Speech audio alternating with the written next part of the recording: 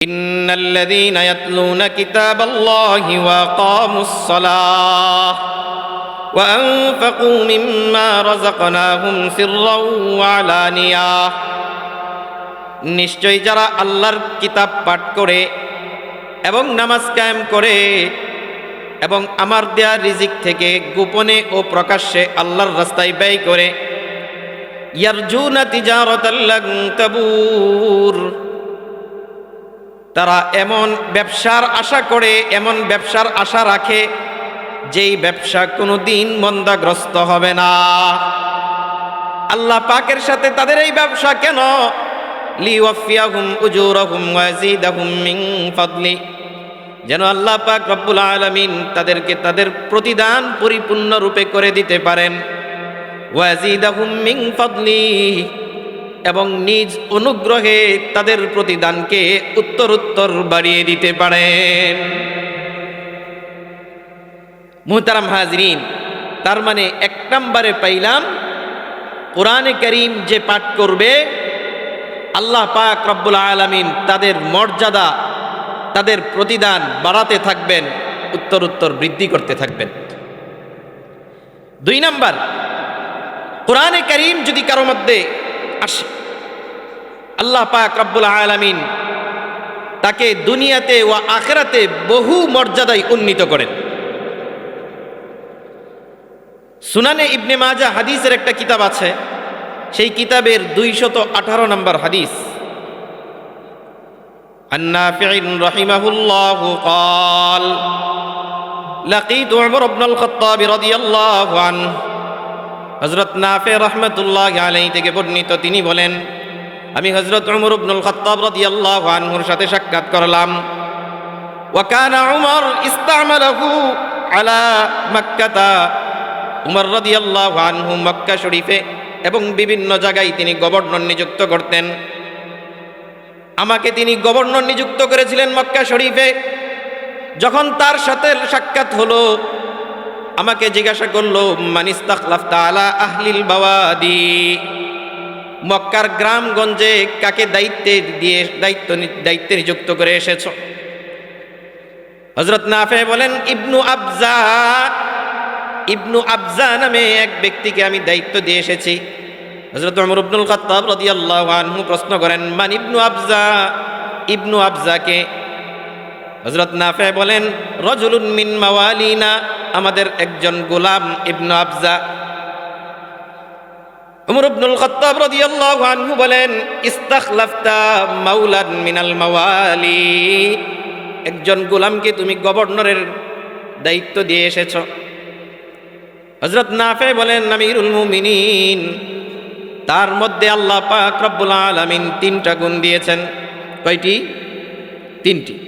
আল্লাহ পাক রব্বুল আলামিন তার মধ্যে 3টি গুণ দিয়েছেন। এর মধ্যে 1 নাম্বার, ইন্নাহু কারিউন লিকিতাবিল্লাহি তাআলা, সে আল্লাহর কোরআন ভালোভাবে পাঠ করতে পারে। 2 নাম্বার, আলিমুন বিল ফারাইজি, আমিরুল মুমিনিন ফরজ ইবাদতের মাসআলা মাসাইল তার বড় জানা আছে, অনেক বেশি জানে। 3 নাম্বার, কাজিন, সে বিচার কার্য ভালো জানে। এরপরে উমর ইবনুল খাত্তাব রাদিয়াল্লাহু আনহু বলেন, সামি'তু রাসূলুল্লাহি সাল্লাল্লাহু আলাইহি ওয়াসাল্লাম ইয়াকুল, ইন্নাল্লাহা ইয়ারফা'ু বিহাযাল কিতাবি আকওয়ামান ওয়া ইয়াদ'উ বিহি আখারিন। আমি রাসূলুল্লাহ সাল্লাল্লাহু আলাইহি ওয়াসাল্লামকে বলতে শুনেছি, আল্লাহ পাক রব্বুল আলামিন এই কিতাবের মাধ্যমে বহু মানুষকে বহু মর্যাদা বাড়িয়ে দেন, আবার অনেক মানুষকে এই কিতাবের মাধ্যমে অপদস্থ লাঞ্ছিত করেন। যারা কোরআন অনুযায়ী আমল করে তাদের মর্যাদা বাড়িয়ে দেন কে? আল্লাহ।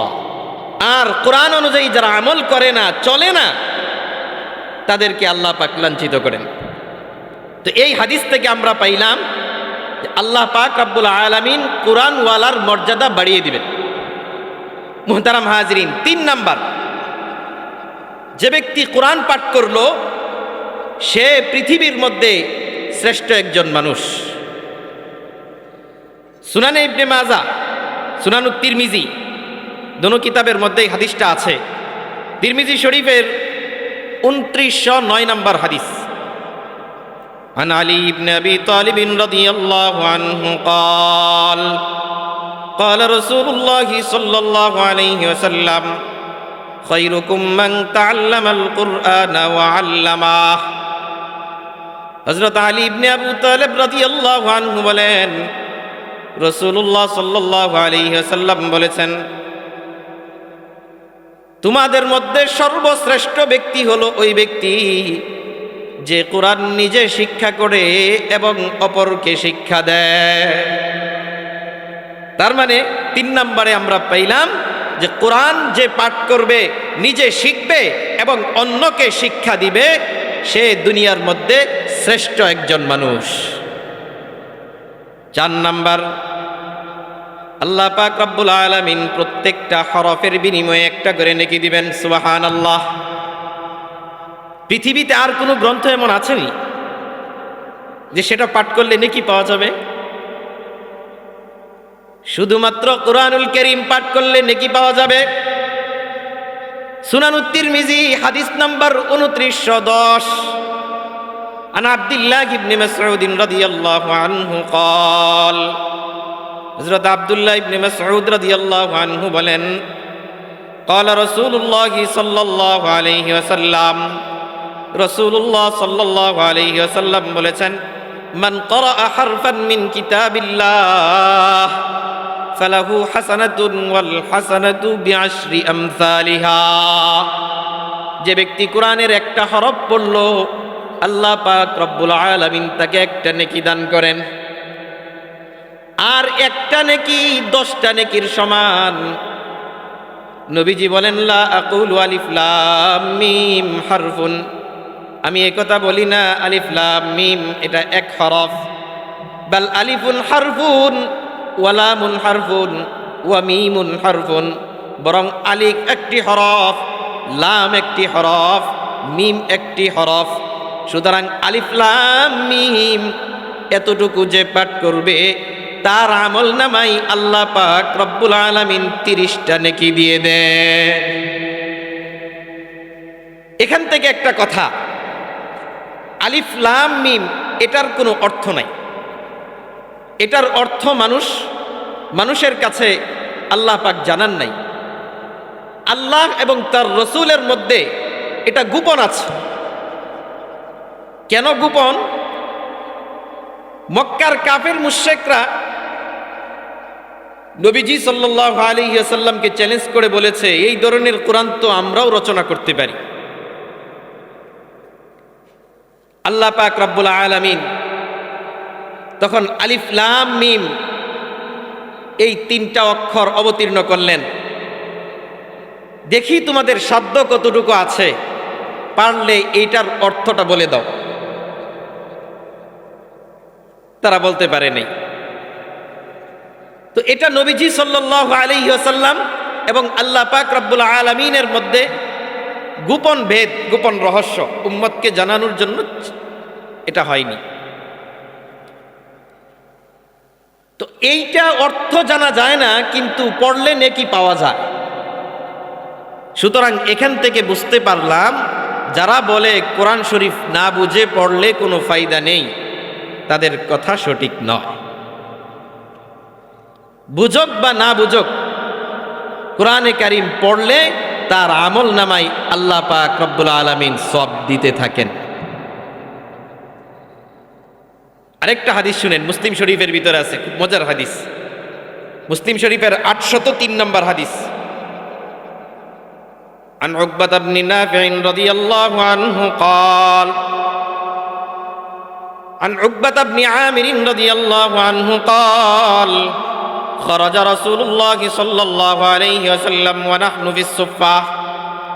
হযরত উকবা ইবনে আমির রাদিয়াল্লাহু আনহু বলেন, নবীজি সকালবেলা ঘর থেকে বের হলেন, আমরা সুফার মধ্যে ছিলাম।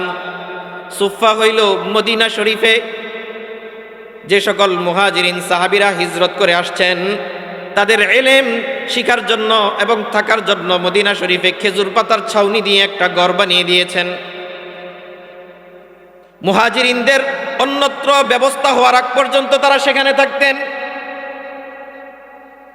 দিনের বেলা তারা ইলম অর্জন করতেন, রাতের বেলা যাদের বাড়িঘরের ব্যবস্থা হয়নি এখনো তারা সেখানে অবস্থান করতেন।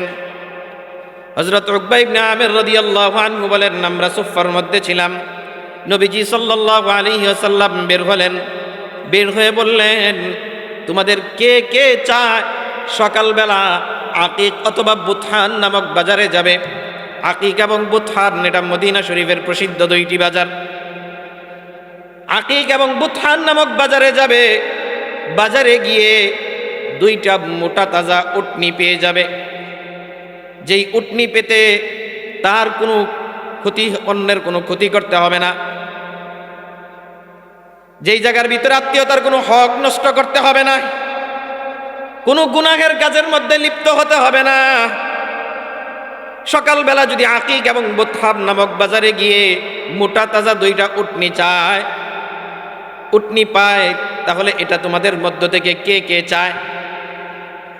হযরত উকবা ইবনে আমির রাদিয়াল্লাহু আনহু বলেন, ওগো নবীজি, আমাদের মধ্যে প্রত্যেকটা মানুষই তো এটা চাইবে, আমাদের ধন সম্পদ এমনিতেই কম।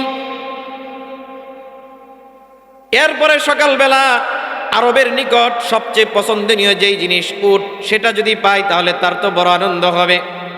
নবীজি বলেন, উকবা ইবনে আমির, সকালবেলা কালামুল্লাহ শরীফের দুইটা আয়াত পাঠ করা অথবা দুইটা আয়াত শিক্ষা করা দুইটা মোটা তাজা উটনি লাভ করা থেকে উত্তম।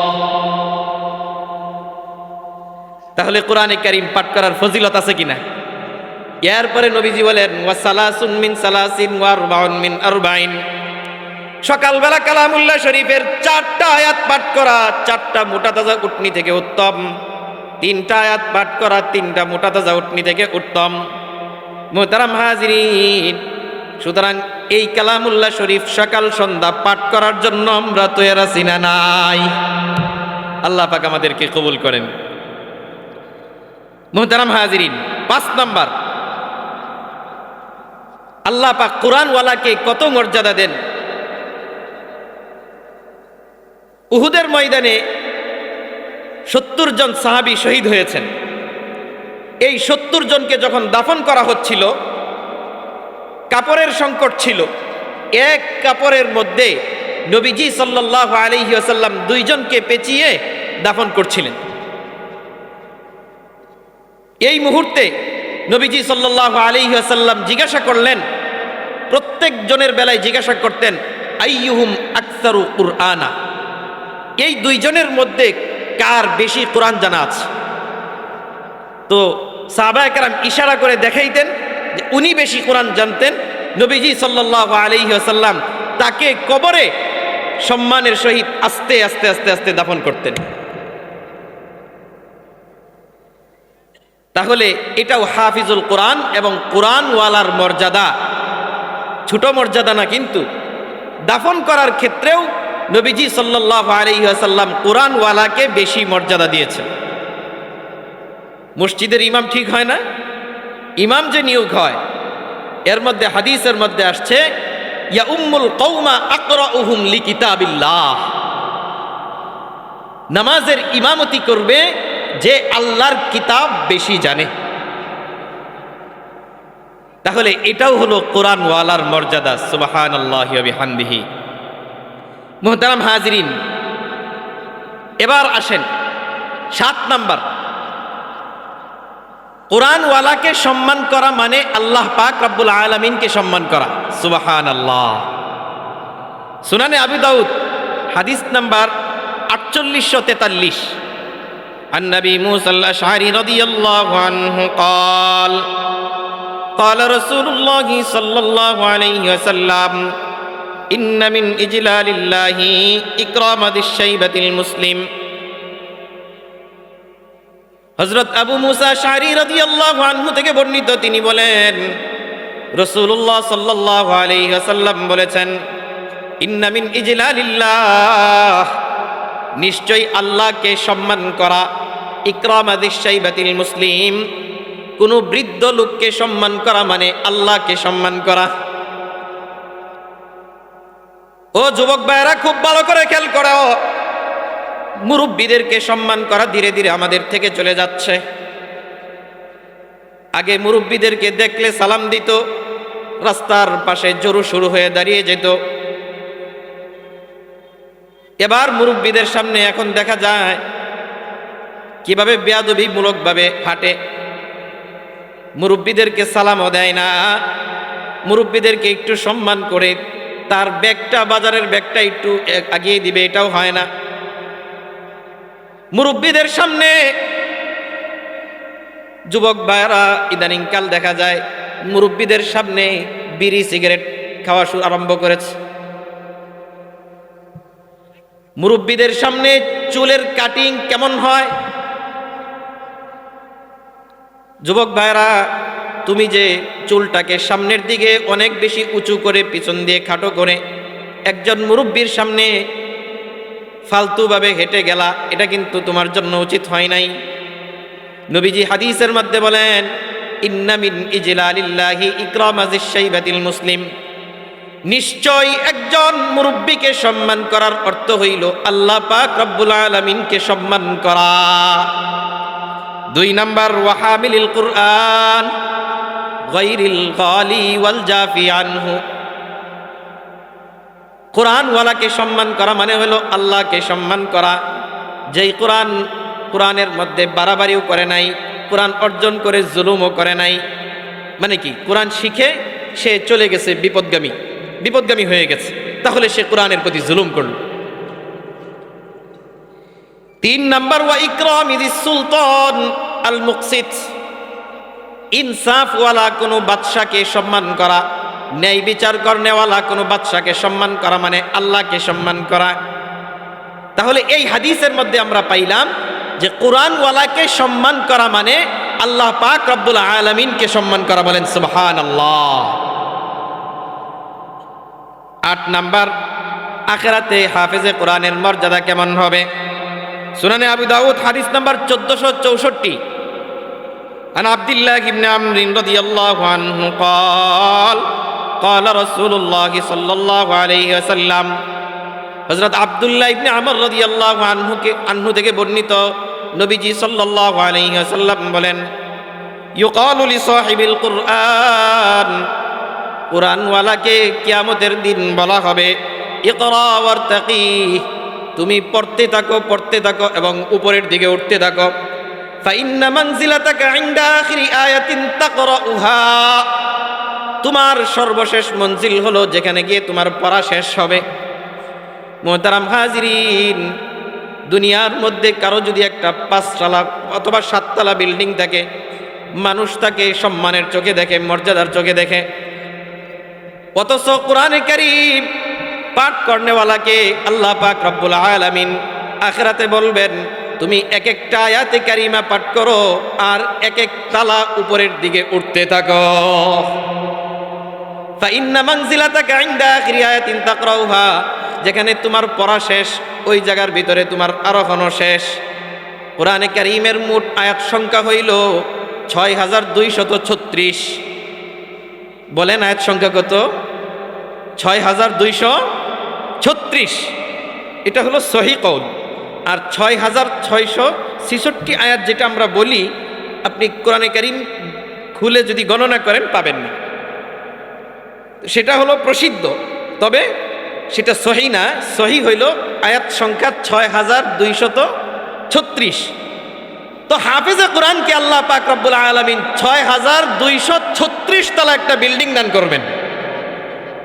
সুবহানাল্লাহ। 9 নাম্বার, আল্লাহ পাক রব্বুল আলামিন হাফেজে কোরআনকে কিয়ামতের মাঠে বাদশাহী দান করবেন। বলেন সুবহানাল্লাহ। মুসনাদে আহমদ একটা হাদিসের কিতাব আছে, সেই কিতাবের 22950 নম্বর হাদিস। কিয়ামতের দিন কোরআনে কারীম পাঠ করনেওয়ালার সামনে কোরআন উপস্থিত হবে, বলবে আনা সাহিবুকাল কুরআন, আমি তোমার সাথী কোরআন, আমি তোমার সাথী কোরআন, দুনিয়াতে তোমার সাথী ছিলাম। অতঃপর এই কোরআনে কারীম তার জন্য আল্লাহ পাক রব্বুল আলামিনের কাছে সুপারিশ করবে। তার ডান হাতে দেওয়া হবে বাদশাহী রাজত্ব, আর তার ডান হাতে দেওয়া হবে চিরস্থায়ী জান্নাতের সার্টিফিকেট। এবং এই হাদিসের মধ্যে আসছে, কোরআনে কারীম যে পাঠ করলো, হাফেজে কোরআন যে হইল, তার পিতামাতাকে আল্লাহ পাক রব্বুল আলামিন এক জোড়া পোশাক দিবেন। সুবহানাল্লাহ। এই হলো 9 নাম্বার। 10 নাম্বার, হাফেজে কোরআনের পিতামাতাকে কিয়ামতের দিন নূরের মুকুট পরানো হবে। সুবহানাল্লাহ বলেন। সুনানে আবি দাউদ হাদিস নাম্বার 1453, عن معاذ الجهني رضي الله عنه قال قال رسول الله صلى الله عليه وسلم من قرأ القرآن فاستظهره فأحل حلاله وحرم حرامه। যে ব্যক্তি কোরআন পাঠ করলো এবং কোরআনের হারামকে হারাম জানলো, হালালকে হালাল জানলো, উলবিসা ওয়ালিদাহু তাজান ইয়াউমাল কিয়ামা দাউহু আহসানু মিন দাউইশ শামস। তার পিতামাতাকে কিয়ামতের দিন আল্লাহ পাক রব্বুল আলামিন নূরের মুকুট পরাবেন। যার আলো সূর্যের আলোর চেয়ে বেশি প্রখর হবে। নবীজি বলেন, সূর্যটা যদি এই পৃথিবীর কোনো একটা ঘরের মধ্যে নেমে আসে, তাহলে কেমন আলো হবে? ও দুনিয়ার মানুষ খুব ভালো করে খেয়াল করেন, সূর্যটা পৃথিবী থেকে 13 লক্ষ গুণ বড়। সূর্য থেকে দুনিয়াতে আলো আসতে সময় লাগে 8 মিনিট থেকে কিছু বেশি। এই সূর্যটা আলোর গতি হিসাবে বিজ্ঞানীরা বের করেছে, পৃথিবী থেকে সূর্যের দূরত্ব হইল 15 কোটি 14 লক্ষ কিলোমিটার। 15 কোটি 14 লক্ষ কিলোমিটার দূর থেকে যে আলো দেয়, সেই আলোর মাধ্যমে দুনিয়াটা আলোকিত হয়ে যায়। কখনো কখনো রোদের প্রখরতায় ক্ষেত কামারে কাজ করা যায় না, আর সেই সূর্যের আলোর চেয়ে বেশি আলোওয়ালা নূরের মুকুট যদি কোনো একটা ঘরের মধ্যে দেওয়া হয়, তাহলে কেমন মর্যাদা হবে? নিজের সন্তান, নিজের নাতি নাতকর, তাদেরকে হাফিজুল কোরআন বানানোর নিয়ত আসেনি? আল্লাহ কবুল করেন। কার কার নিয়ত আছে একটু হাতটা দেখা। আল্লাহ পাক কবুল করেন, হাত নেন। 11 নাম্বার, হাফিজুল কোরআন তার পরিবার পরিজনের মধ্য থেকে 10 জন ব্যক্তির জন্য সুপারিশ করবে। যেই 10 জনের জন্য আল্লাহ পাক রব্বুল আলামিন জাহান্নামের আগুন অবধারিত করে রেখেছিলেন। সুনানুত তিরমিজি হাদিস নাম্বার 2905, আন আয়েশা রাদিয়াল্লাহু আনহা عن أبي أمامة الباهلي رضي الله عنه قال। এই হাদিসটা মুসলিম শরীফে 804 নম্বর হাদিস। عن أبي أمامة الباهلي رضي الله عنه قال سمعت رسول الله صلى الله عليه وسلم يقول। হযরত উমামা আল বাহিলি রাদিয়াল্লাহু আনহু বলেন, আমি রাসূলুল্লাহ সাল্লাল্লাহু আলাইহি ওয়াসাল্লামকে বলতে শুনেছি, ইকরাউল কুরআন, তোমরা কোরআন পাঠ করতে থাকো। ফাইন্নাহু ইয়াতি ইয়াউমাল কিয়ামাতি শাফিআন লিআসহাবিহি, কেননা কিয়ামতের দিন এই কোরআন পড়নেওয়ালার জন্য আল্লাহর কাছে সুপারিশ করবে। সুনানুত তিরমিজি হাদিস নাম্বার 2905, হযরত আলী ইবনে আবি তালিব রাদিয়াল্লাহু আনহু থেকে বর্ণিত, নবীজি বলেন, মান ক্বারাআল কুরআনা ওয়াস্তাযহারাহু ফাহাল্লা হালালাহু ওয়া হাররামা হারামাহু আদখালাহুল্লাহু বিহিল জান্নাহ ওয়া শাফাআহু ফি 10 মিন আহলি বাইতিহি কুল্লুহুম ক্বাদ ওয়াজাবাত লাহুমুন নার। নবীজি বলেন, যে কোরআনে কারীম হিফজ করলো, কোরআনে কারীমের হালালকে হালাল জানলো, হারামকে হারাম জানলো, আল্লাহ পাক রব্বুল আলামিন তাকে জান্নাতে প্রবেশ করাবেন। ওয়া শাফাআহু, এবং আল্লাহ পাক রব্বুল আলামিন তার 10 জনের সুপারিশ কবুল করবেন। সে 10 জনের ব্যাপারে সুপারিশ করবে, আল্লাহ সেই সুপারিশ গ্রহণ করবেন। এমন 10 জন মানুষ কুল্লুহুম কদ ওয়াজাবাত লাহুমুন নার, যেই 10 জন মানুষের জন্য জাহান্নামের আগুন ওয়াজিব হয়ে গিয়েছিল। মুহতারাম হাজিরিন, এই হলো 11 নম্বর ফজিলত। 12 নম্বর, কোরআনে কারীম পাঠ করনেওয়ালারা আল্লাহর সম্মানিত ফেরেশতাদের সঙ্গে থাকে। নবীজি সাল্লাল্লাহু আলাইহি ওয়াসাল্লাম বলেন, আল মাহিরু বিল কুরআন মা'আস সাফারাতিল কিরামিন বারারাহ, যারা কোরআনে কারীম পাঠ করে তারা সর্বদাই আল্লাহর সম্মানিত ফেরেশতার সঙ্গে থাকে। 13 নম্বর ফায়দা, কোরআনে কারীমকে আল্লাহ পাক রব্বুল আলামিন বিশ্ববাসীর জন্য রহমত হিসাবে পাঠাইছেন। এই পৃথিবীর জমিনে 2টা জিনিস সরাসরি আল্লাহ পাক রহমত হিসাবে পাঠিয়েছেন। এর মধ্যে 1 নম্বর হলো মুহাম্মদুর রাসূলুল্লাহ সাল্লাল্লাহু আলাইহি ওয়াসাল্লাম, পৃথিবীবাসীর জন্য সরাসরি রহমত। আল্লাহ পাক রব্বুল আলামিন সূরা আম্বিয়ার মধ্যে বলেন, ওয়ামা আরসালনাকা ইল্লা রাহমাতাল লিল আলামিন, ওগো নবীজি, আপনাকে আমি দুনিয়াবাসীর জন্য রহমত হিসাবে পাঠিয়েছি। আলামিন, খুব ভালো করে খেয়াল করেন, শুধুমাত্র মানব জাতি নয়, যত জগৎ আছে, প্রাণী জগৎ, জড় জগৎ, উদ্ভিদ জগৎ, হাত্তাকে ইহুদি খ্রিস্টান, সবার জন্য নবীজি সাল্লাল্লাহু আলাইহি ওয়াসাল্লাম রহমত। আল্লাহ পাক রব্বুল আলামিন নিজের জন্য ঘোষণা করেছেন, আলহামদুলিল্লাহি রাব্বিল আলামিন, আমি বিশ্ব জগতের রব, আমি যে সকল জগতের রব, ওগো নবী, আনতা রাহমাতুল লিল আলামিন, আপনি ওই জগৎগুলোর রহমত।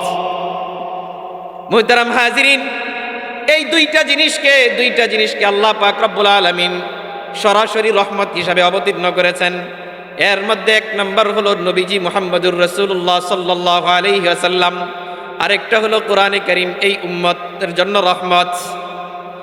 আল্লাহ পাক রব্বুল আলামিন সূরা বনী ইসরাঈলের মধ্যে বলেন, ওয়া নুনাজ্জিলু মিনাল কুরআনি মা হুয়া শিফাউ ওয়া রাহমাতুল লিল মুমিনিন, ওয়া নুনাজ্জিলু মিনাল কুরআনি মা হুয়া শিফাউ ওয়া হুদাউ ওয়া রাহমাতুল লিল মুমিনিন, এই কোরআন মুমিনদের জন্য রহমত। কাজেই কোরআন যেই পাঠ করবে তার উপরে রহমত নাজিল করবেন কে?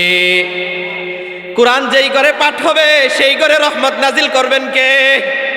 কোরআন যেই জায়গার মধ্যে পাঠ হবে ওই জায়গার মধ্যে রহমত নাজিল করবেন কে? হাদিসের মধ্যে আসছে, কোন রিওয়ায়াত, একটা রিওয়ায়াতের মধ্যে আসছে, যেই জায়গার মধ্যে কোরআনে কারীম পাঠ হয় ওই জায়গার মধ্যে আল্লাহ পাক রব্বুল আলামিনের রহমত অবতীর্ণ হয়। নাযালাত আলাইহিমুস সাকিনাহ, ফেরেশতা অবতীর্ণ হয়, সাকিনা অবতীর্ণ হয়। ওয়া যাকারাহুমুল্লাহু ফী মান ইনদা, যারা কোরআনে কারীম পাঠ করতে থাকে তাদেরকে নিয়ে আল্লাহ পাক রব্বুল আলামিন আরশে আজিমের মধ্যে ফেরেশতাদের কাছে আলোচনা করতে থাকেন। মুহতারাম হাজিরিন, তাহলে 13 নম্বর এখান থেকে আমরা পাইলাম, কোরআনে কারীম এটা স্বয়ং আমাদের জন্য রহমত। কোরআন পাঠ করব, রহমত অবতীর্ণ হবে। বাবা মার কবরের কাছে কোরআন পাঠ করব, কবরের মধ্যে রহমত বর্ষিত হবে। ঘরের মধ্যে কোরআন পাঠ করব, রহমত বর্ষিত হবে। মুহতারাম হাজিরিন, 14 নম্বর উপকারিতা, আমাদের অন্তরের ভিতরে, প্রত্যেকের অন্তরের ভিতরে জং আছে, ময়লা আছে। আমি শুক্রবারে কোনো এক আলোচনার মধ্যে বলেছিলাম, প্রত্যেকটা মানুষের অন্তরের মধ্যে আল্লাহ পাক রব্বুল আলামিন কিছু খারাপ গুণ, কিছু ভালো গুণ দিয়ে সৃষ্টি করেছেন। কেন দিয়েছেন? কারণ মানুষকে পরীক্ষা করার জন্য, দুনিয়া পরীক্ষার হল, পরীক্ষা করার জন্য দিয়েছেন। মানুষের মধ্যে যে মন্দ গুণগুলো আছে, অন্তরের মধ্যে জং পড়ে যায়। একটা লোহা যদি জমিনের মধ্যে পড়ে থাকে সেটার মধ্যে আস্তে আস্তে জং ধরে কি ধরে না? নবীজি সাল্লাল্লাহু আলাইহি ওয়াসাল্লাম বলেন, ইন্নাল কুলুবা তাসদাউ কামা ইয়াসদাউল হাদীদ, নিশ্চয়ই অন্তরের মধ্যে জং ধরে যেমন লোহার মধ্যে জং ধরে। অন্তরের মধ্যে জং তৈরি হয়, লোহার মধ্যে যেমন জং তৈরি হয়। সাহাবা কেরাম নবীজিকে জিজ্ঞাসা করেছেন, ওয়ামা জালাউহা ইয়া রাসূলুল্লাহ, ওগো নবীজি, অন্তরের সেই ময়লা দূর করার কি উপায়? নবীজি সাল্লাল্লাহু আলাইহি ওয়াসাল্লাম বলেন, তিলাওয়াতুল কুরআন জালাউহা তিলাওয়াতুল কুরআন, অন্তরের সেই ময়লা দূর করার উপায় হলো কোরআনে কারীম তেলাওয়াত করা। মুহতারাম হাজরিন, খুব ভালো করে লক্ষ্য করবেন, সকালবেলা যদি কোরআনে কারীমের তেলাওয়াত দ্বারা দিনটা শুরু হয়, সারা দিন ওই দিনটা ভালোভাবে যায়, মন মেজাজ ভালো থাকে, নেক কাজের মধ্যে আগ্রহ তৈরি হয়। কোরআনে কারীম সকালবেলা পাঠ করে দেখবেন অন্তরটা কেমন ভালো লাগে। আমার উস্তাদ বলতেন, সকালবেলা যত ব্যস্ততাই থাকুক না কেন, তোমার কোরআনের কিছু অংশ দিয়ে যেন দিনটা শুরু হয়। আমরা এখানে যারা উপস্থিত আছি, কোরআনের কিছু অংশ সবারই কম বেশি জানা আছে।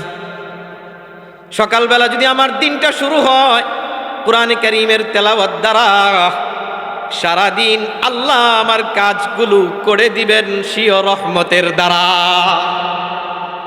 মুহতারাম হাজিরিন, তো যেই কথাটা বলছিলাম, অন্তরের মধ্যে জং তৈরি হয়, এই জং তৈরির জন্য 3টা মহা ঔষধ। এর মধ্যে 1 নম্বর ঔষধ হইল তিলাওয়াতুল কুরআন। কোরআনে কারীমের তেলাওয়াত করলে অন্তরটা পরিষ্কার হবে। 2 নম্বর, অন্তর পরিষ্কার হয় জিক্রুল্লাহ দ্বারা, আল্লাহ পাকের বেশি বেশি জিকির করলে। 3 নম্বর, অন্তর পরিষ্কার হবে সোহবতে আহলিল্লাহ দ্বারা, আল্লাহওয়ালাদের সোহবতের দ্বারা। আল্লাহওয়ালা মানুষের কাছে গেলে নিজের অন্তর থেকে জং দূর হবে, ময়লা দূর হবে। মুহতারাম হাজিরিন, তো এই হলো আমাদের 14 নম্বর ফায়দা। তাহলে কোরআনে কারীম তেলাওয়াত করার জন্য তৈরি আছি তো ইনশাআল্লাহ।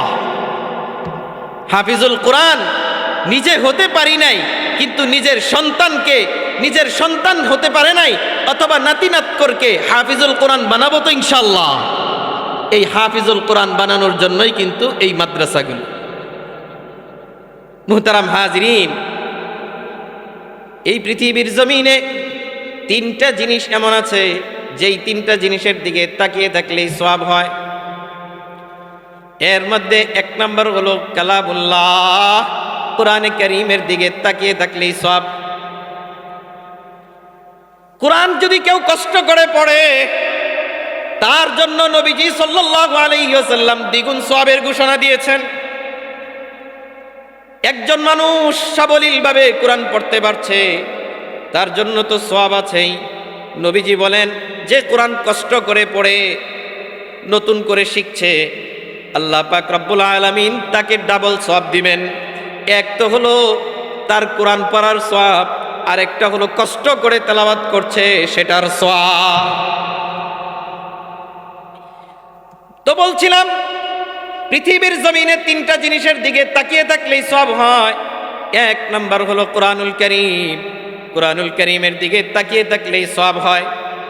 2 নম্বর হলো কাবা শরীফ, বাইতুল্লাহ শরীফের দিকে কেউ যদি তাকিয়ে থাকে তাহলে তার আমল নামায় সওয়াব জমা হতে থাকবে। 3 নম্বর হলো মায়ের চেহারার দিকে যদি তাকায়, তার আমল নামায় আল্লাহ পাক রব্বুল আলামিন সওয়াব লিখতে থাকবে। কেজেই কোরআনে কারীম পড়তে পারি না,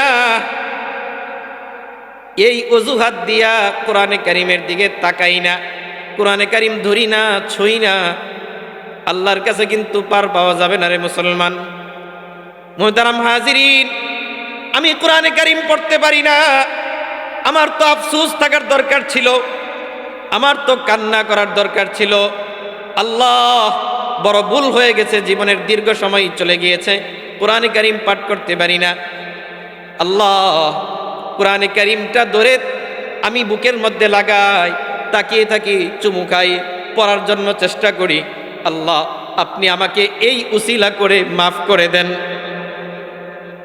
অন্তরের মধ্যে এমন তামান্না থাকার দরকার ছিল, কিন্তু মুসলমান দাবি করি, আল্লাহ পাক রব্বুল আলামিন যেই দরদ মাখা চিঠিটা আমাদেরকে দিয়েছিলেন সেটা কখনো পাঠ করে দেখি না। এর চেয়ে বড় জুলুম আর কি হতে পারে? মুহতারাম হাজরিন, তো এই কোরআনে কারীম পাঠ করার 14টা ফায়দা আপনাদের সামনে উল্লেখ করলাম।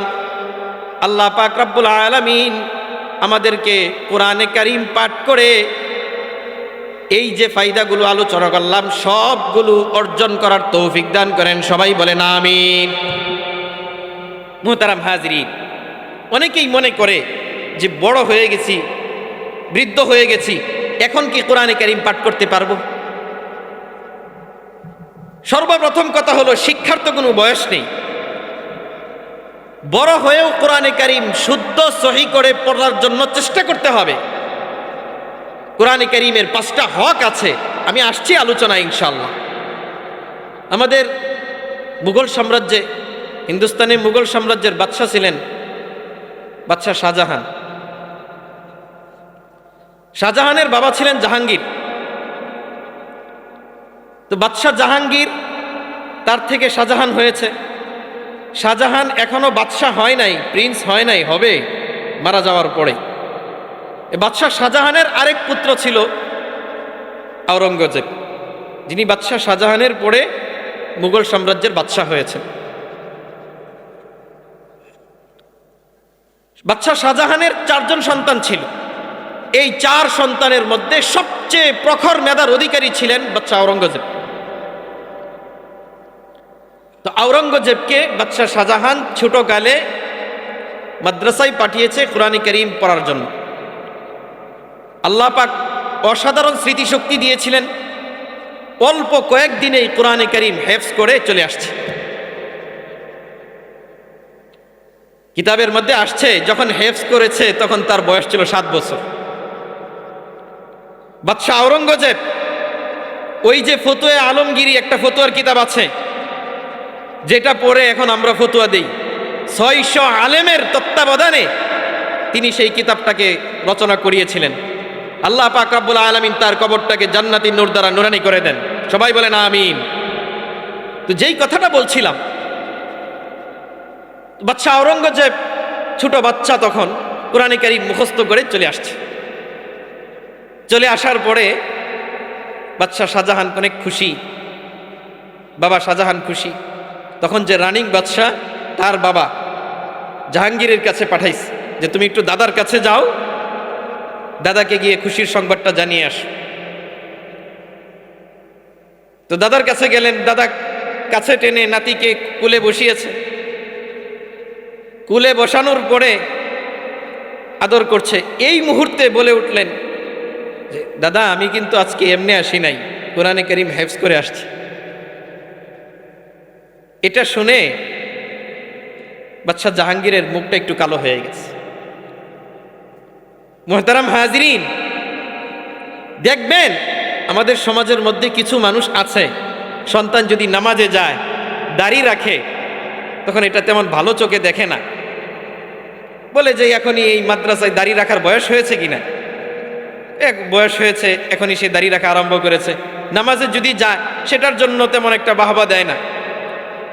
আর যদি মাশাল্লাহ আস্তাগফিরুল্লাহ যে 4-5টা মেয়ের সাথে বাজে সম্পর্ক রাখে, গার্লফ্রেন্ডের সাথে নষ্টমী ফষ্টমী করে, তাহলে বলে মাশাল্লাহ আমার ছেলে কত স্মার্ট, মেয়েরা সিরিয়াল ধরে। এই ধরনের মানুষ আছে না নাই? তো বাদশাহ শাহজাহানে ওনার বাবা আচ্ছা জাহাঙ্গীর মুখটা কালো হয়ে গেছে। আওরঙ্গজেব তার বাবার কাছে আসছে, জিজ্ঞাসা করছে, শাহজাহানে দাদার কাছে গিয়েছিলে? হ্যাঁ গিয়েছিলাম। কি বলেছে? শুধু কালো মুখ উপহার দিয়েছে। উনি ভেবেছেন যে অন্য কোনো কিছু উপহার দিবেন। তো এই কথা শোনার পরে উনি তার বাবার কাছে গেছেন, বাদশাহ শাহজাহানে জাহাঙ্গীরের কাছে গেছেন। গিয়ে ইজলাস থেকে খাস কামরায় নিয়ে গেছেন। খাস কামরায় নিয়ে যাওয়ার পরে উনি বলছেন, আওরঙ্গজেব আসছিল আপনার কাছে? হ্যাঁ আসছিল। তো তাকে আপনি একটু আদরও করেন নাই, যখন কোরআনে কারীম হেফজ করেছে এই কথাটা বললেন তখন মুখটা কালো করে দিয়েছেন। কথা সত্যি? হ্যাঁ সত্যি। তো এটা কেন করলেন? তখন বাদশাহ শাহজাহানকে লক্ষ্য করে বলছে, শুনো, আওরঙ্গজেব কোরআনে কারীম হেফজ করেছে, এটা তো তার ফায়দা হয়েছে, আর তুমি কিয়ামতের ময়দানে নূরের মুকুট পাবে, কিন্তু আমার জন্য কি? আমি তো আর নূরের মুকুট পাবো না। আমি তো এমন অপদার্থ সন্তান রেখে গেলাম, যেই অপদার্থ সন্তান আমাকে কিয়ামতের মাঠে নূরের মুকুট এনে দিতে পারলো না। কথাটা খুব হিট লাগছে তার অন্তরে। আচ্ছা, শাহজাহানের অন্তরে খুব হিট লাগছে, সাথে সাথে বেরিয়ে চলে গেছে। অল্প কিছুদিন পরে বাদশাহ জাহাঙ্গীর অসুস্থ, খবর দিয়েছে তিনি আসেন না। সবাই আসে দেখার জন্য, কিন্তু তিনি আসেন না। এরপরে আসছেন, ডাক্তার খবর দিয়েছে যে বাবা আর বাঁচবে না, আপনি চলে আসেন, রাজ্যের দায় দায়িত্ব আপনাকে বুঝিয়ে দিতে হবে। তিনি আসছেন। আসার পরে লক্ষ্য করে বলেন, আব্বাজান, এতদিন পর্যন্ত আপনি আমাকে আহ্বান করেছেন, আমি আসি নাই। যখন আপনার অসুস্থতার সংবাদ পেয়েছি, আমার অন্তরের মধ্যে চোট লেগেছে। না জানি আপনি কখন চলে যান দুনিয়া থেকে। আপনি যে আমাকে বলেছিলেন অপদার্থ সন্তানের বাবা আমি, কিয়ামতের মাঠে আল্লাহ আমাকে নূরের মুকুট পরাবেন না। ওই দিন আমি আপনার কাছ থেকে বেরিয়ে কোরআনে কারীম মুখস্থ করা শুরু করলাম। আজকে কোরআনে কারীমের শেষ সবকটা মুখস্থ করে শুনিয়ে তারপরে আপনার কাছে আসলাম। মুহতারাম হাজরিন, তাহলে বুড়ো হয়ে গেলে, বৃদ্ধ হয়ে গেলে কোরআনে কারীম শিখা যায় না এমন কোনো বিষয় না। তো কোরআনে কারীমের 5টা হক আছে আমাদের উপরে। এর মধ্যে 1 নম্বর হক কোরআনে কারীমের প্রতি ঈমান আনা। কোরআনে কারীমের প্রতি ঈমান আনা 1 নম্বর হক। 2 নম্বর কোরআন পড়তে পারা, এটা কোরআনের হক। 3 নম্বর কোরআনের অর্থ জানা, এটা কোরআনে কারীমের হক। 4 নম্বর কোরআন অনুযায়ী আমল করা, এটা কোরআনে কারীমের হক। মুহতারাম হাজিরিন, আমরা মনে করি কোরআন বুঝি অবতীর্ণ হয়েছে মুর্দাদের জন্য। মানুষ মারা গেলে কোরআনে কারীমের খতম পড়ানো হবে, সূরা ইয়াসিনের খতম পড়ানো হবে, কবরস্থানে সূরা ইয়াসিন এবং কোরআনে কারীমের খতম পড়ানো হবে। না ভাই, কোরআনে কারীম মুর্দাদের জন্য অবতীর্ণ হয় নাই, কোরআন অবতীর্ণ হয়েছে জীবিতদের জন্য। 4 নম্বর হলো এই কোরআন অনুযায়ী আমল করা। 5 নম্বর হলো এই কোরআনের বিধি বিধানগুলো মানুষের মধ্যে প্রচার প্রসার করা। এই কোরআনের 5টা হক। এবার আসেন, আমরা যারা সন্তানকে মাদ্রাসায় দিয়েছি, সন্তান যেন মাদ্রাসায় ভালোভাবে পড়ে, কোরআনে কারীম হেফজ করতে পারে, এই জন্য অভিভাবক হিসাবে আমাদের কিছু দায়িত্ব আছে না নাই? আছে, অবশ্যই। এখানে যারা উপস্থিত আছেন তারা তো আছেনই। বিশেষ করে মা বোনেরা যারা মহিলা প্যান্ডেল থেকে আমার আলোচনা শুনছেন, খুব ভালো করে খেয়াল করেন। সন্তানকে মাদ্রাসায় দেওয়ার পরে অথবা সন্তানকে যে কোনো একটা শিক্ষা প্রতিষ্ঠানে দেওয়ার পরে অভিভাবকের যে বেশ কিছু করণীয় আছে, বিশেষ করে দ্বীনি শিক্ষায় শিক্ষিত করতে চাইলে যে বিশেষ কিছু করণীয় আছে, এর মধ্যে 1 নম্বর হলো পরিবারের সবাইকে, মা বাবা দোনোজনকে নামাজি হতে হবে। মুহতারাম হাজরিন, সন্তানকে জান্নাতের পথে দিয়ে আমি জাহান্নামের পথে দৌড়াবো, কশ্চিনকালেও হবে না। আমরা তো মনে করি যে সন্তানকে মাদ্রাসায় দিয়েছি, সন্তান মাদ্রাসা থেকে বাসায় আসবে, 5 ওয়াক্ত নামাজ জামাতের সাথে আদায় করবে, 5 ওয়াক্ত নামাজ পড়বে, কোরআনে কারীম তেলাওয়াত করবে, টেলিভিশন দেখবে না, মোবাইল ধরবে না। অথচ বাবা মা নামাজও পড়ে না, কোরআনে কারীমের সাথে তার কোনো সম্পর্কও নাই, মোবাইল টেলিভিশন তারা যথেচ্ছা ব্যবহার করে। তাহলে সেই সন্তানের ব্যাপারে আমার এরকম আশা করা কুসুম কানন, আকাশ কুসুম কল্পনা না এটা? তাহলে 1 নম্বর হলো নামাজ পড়তে হবে, এবং পরিবারের শান্তির জন্যও নামাজ, পরিবারের শান্তির জন্য নামাজ। আবু দাউদ শরীফের হাদিসের মধ্যে আসছে 4986 নম্বর হাদিস, হযরত আব্দুল্লাহ ইবনে মুহাম্মদ ইবনে হানাফিয়া থেকে বর্ণিত।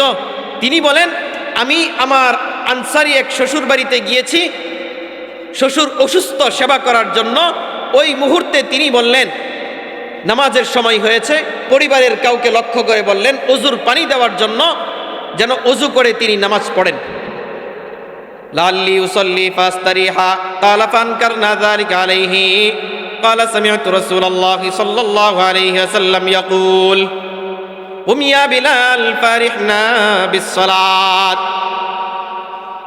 হযরত আব্দুল্লাহ ইবনে মুহাম্মদ ইবনুল হানাফিয়া বলেন, আমার শ্বশুর আমাকে বলল, আমি রাসূলুল্লাহ সাল্লাল্লাহু আলাইহি ওয়াসাল্লামকে বলতে শুনেছি, হে বিলাল, নামাজের ব্যবস্থা করো, নামাজ পড়ার মাধ্যমে আমাদের অন্তরকে শান্ত করো। তার মানে অন্তরকে শান্ত করলেও নামাজ লাগবে। তো যেই কথাটা বললাম, সন্তানকে মানুষ করতে হলে পরিবারের সবাইকে নামাজি হতে হবে। সন্তানকে মানুষ করতে হলে নামাজি হতে হবে। 2 নাম্বার, হালাল রিজিক থাকতে হবে। মুহতারাম হাজিরিন, হারাম অর্থ দিয়ে সন্তানের পিছনে যদি ব্যয় করি, তাহলে কখনো সেখান থেকে কাঙ্ক্ষিত সফলতা আসবে না। ছেলেকে জেনারেল শিক্ষায় পড়াশোনা করাই, মেয়েকে জেনারেল শিক্ষায় পড়াশোনা করাই, অথবা দিনী শিক্ষায় পড়াশোনা করাই, হালাল অর্থ যদি তার পিছনে ব্যয় না করি, সেখান থেকে কাঙ্ক্ষিত ফায়দা আসবে না।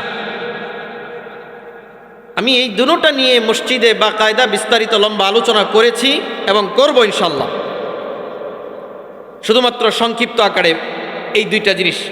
3 নাম্বার, সন্তান যেন আদর্শ মানুষ হিসাবে গড়ে ওঠে, বিশেষ করে দ্বীনি শিক্ষার ক্ষেত্রে এটা তো অবশ্যই বেশি গুরুত্বপূর্ণ। সেটা হলো, যেই সন্তানকে যেই উস্তাদের কাছে আমি পড়তে দিয়েছি, তার সাথে কখনো বেয়াদবিমূলক আচরণ করা যাবে না। মুহতারাম হাজিরিন, বিশ্বাস করেন, এই কোরআনে কারীম এটা টাকার জোরেও আসে না, গায়ের জোরেও আসে না, আল্লাহর রহমতে আসে।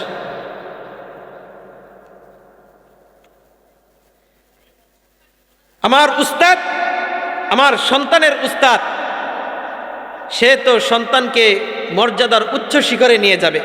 আমি যদি তার সাথে খারাপ আচরণ করে, দুরাচরণ করে তার মনটা খারাপ করে দেই, কশ্চিনকালেও হবে না। আল্লামা ইকবাল রহমতুল্লাহ আলাই বলতেন, হামারে উস্তাদ বাদশাহ নেহি লেকিন বাদশাহ বানাতে হ্যাঁ। যে আমাদের উস্তাদরা বাদশাহ নন, কিন্তু তারা বাদশাহ বানান। এরপরে তিনি বলেন, আব্বা আম্মা তো আকাশ থেকে আমাদেরকে নিয়ে এসেছেন, আর আমাদের উস্তাদরা দুনিয়া থেকে আকাশে আমাদেরকে নিয়ে যায়। কাজেই সন্তানকে যদি উস্তাদের শাসন করে থাকেন, এটা তার ভবিষ্যৎ উন্নত হওয়ার জন্য করেছেন, ভবিষ্যৎ ভালো হওয়ার জন্য করেছেন, এটা আমার জেহেনের মধ্যে রাখতে হবে। এই জন্য উস্তাদের সাথে খারাপ আচরণ করা যাবে না, উস্তাদকে জবাবদিহিতার কাঠগড়ায় দাঁড় করানো যাবে না, উস্তাদকে টর্চার করা যাবে না। উস্তাদের সাথে খারাপ আচরণ করলেন তো নিজের সন্তানের ভবিষ্যৎটাকে নষ্ট করে দিলেন। মুহতারাম হাজিরিন, মুমিন শাহী আমাদের এক স্যারের কথা শুনেছি, লালু স্যার। উনি স্যারের সাথে একটা আচরণ করেছেন স্কুলে পড়া অবস্থায়। তো যে আচরণ করেছেন, আচরণের কারণে উস্তাদ থেকে স্যারে পিটিয়েছে। আঘাত করার কারণে, ওই সময় তো একটু মার ছিল, আঘাত করার কারণে পিঠ থেকে রক্ত চলে আসছে। তো যেই ছাত্রকে আঘাত করেছে, সেই ছাত্রের গার্ডিয়ান আর অন্যান্য লোকজন নিয়ে আসছে স্যারের প্রতিশোধ নেওয়ার জন্য। যখন প্রতিশোধ নেওয়ার জন্য আসছে, তখন সে ওই লালু, তখন তো ছাত্র, সবার পায়ের মধ্যে জড়িয়ে ধরছে। কোথায় যাচ্ছ তোমরা? আমার ভবিষ্যৎ নষ্ট করার জন্য উস্তাদে মেরেছেন, সেটা আমার ভালোর জন্য মেরেছেন, আমাকে তরবিয়ত করার জন্য, সংশোধন করার জন্য। ছাত্রটা বড় গাদা ছিল। তো তার কথায় সমস্ত মানুষ ফিরে গেল। উস্তাদে সেই লালুর জন্য দোয়া করেছেন। পরবর্তীতে সেই লালু ওই স্কুলের হেডমাস্টার হয়েছে।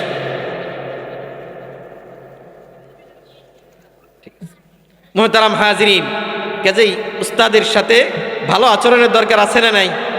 আছে। তা আমি শুধুমাত্র 3টা কথা এখানে বললাম। 4 নাম্বার, মা বোনদের জন্য আরেকটা কথা, নিজের সন্তানকে যদি মানুষ করতে চাই তাহলে অবশ্যই আমাকে শরঈ পর্দা মেনটেন করে চলতে হবে। তিনটা বিষয় সবার জন্য, আর একটা বিষয় খাস করে শুধুমাত্র মা বোনদের জন্য এবং আমাদের জন্য। পর্দা কিন্তু পুরুষেরও পর্দা আছে, আমরাও বেগানা নারীর দিকে তাকাতে পারবো না। তো নিজের সন্তানকে মানুষ করার জন্য, আদর্শ মানুষ হিসাবে গড়ে তোলার জন্য 4টা করণীয়। এর মধ্যে 1 নাম্বার হলো নামাজ পড়তে হবে, 2 নাম্বার হলো হালাল রিজিক খেতে হবে, 3 নাম্বার হলো আমার সন্তানকে যেই উস্তাদ পড়িয়েছেন তার সাথে কখনো বেয়াদবিমূলক আচরণ করা যাবে না, 4 নাম্বার হলো আমাদেরকে শরঈ পর্দা মেনটেন করে চলতে হবে। আল্লাহ পাক রব্বুল আলামিন আমাদের সবাইকে এই কথাগুলোর উপরে আমল করার তৌফিক দান করেন। সবাই বলেন আমিন।